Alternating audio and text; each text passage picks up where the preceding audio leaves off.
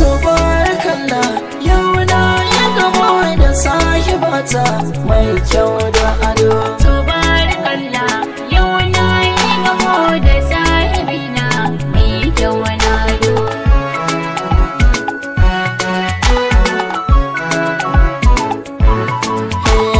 Tabarakallah, halittar Allah, masha Allah, mai kyau da kira, farar kala ce abun akalla. Duk na ɗumauce da kallon ki kamar in yi shela. Ke ce farin cikina, ina sami yake ba da kwalla cikin gidana.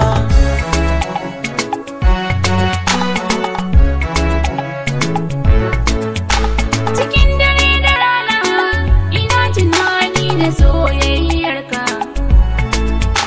Zance na kalamai idan ana so a zo fadarka.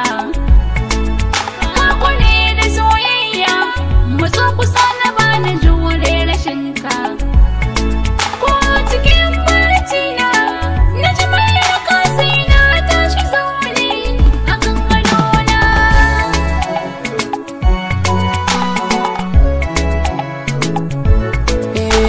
Lallai kuna yi sa'a da mai sona matso ko sagona. Ki ce kaɗai a zuciyata, ki na alaikinta, ki zauna gidana. Da so da tsuguna gaban ki na zauna, ki gane nufina.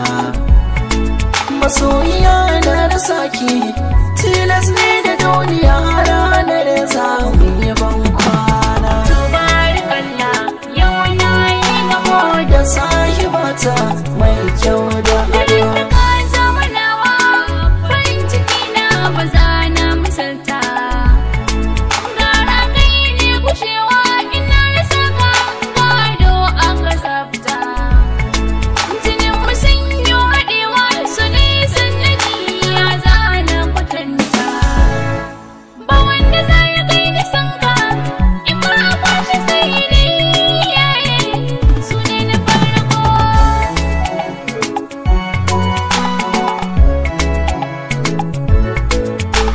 Na doka tambura wake kawai nake, ki zo ki manta ne.